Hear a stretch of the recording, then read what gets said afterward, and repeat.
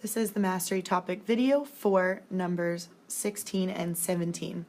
So for number 16, when we have a rational exponent in an equation, we need to isolate what is being taken to that power. So in this case, only the a plus 1 is. That means the negative 3 has got to go.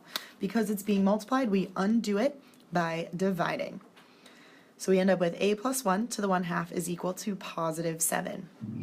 To undo a rational exponent, you take both sides to the reciprocal power.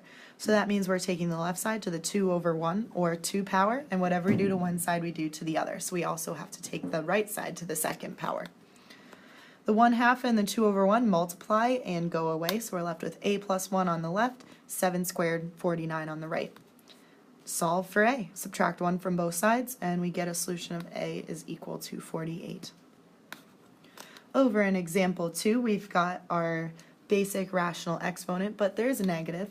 So if we convert it to our radical form, the denominator is this index number, so it's going to be the square root, and then the numerator is the power you take it to, so negative 3 power.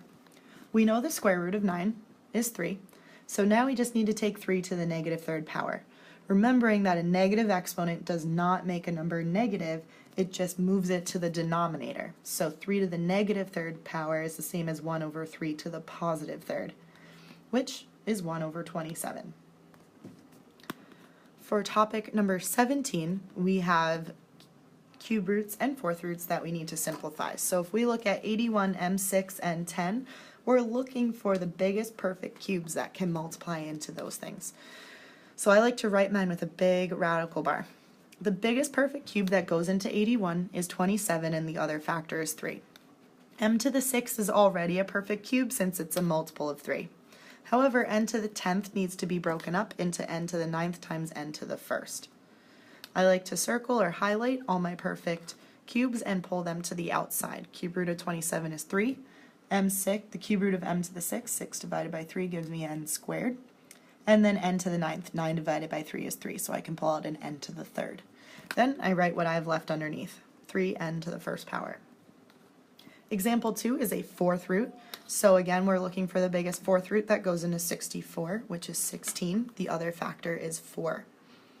Next, x to the 5th needs to be rewritten as x to the 4th times x to the 1st because it is not a perfect fourth root. And then y to the 12th does not need to be changed because it is already divisible by 4. Again, like to highlight what my perfect fourth roots are and pull them to the outside. Fourth root of 16 is 2.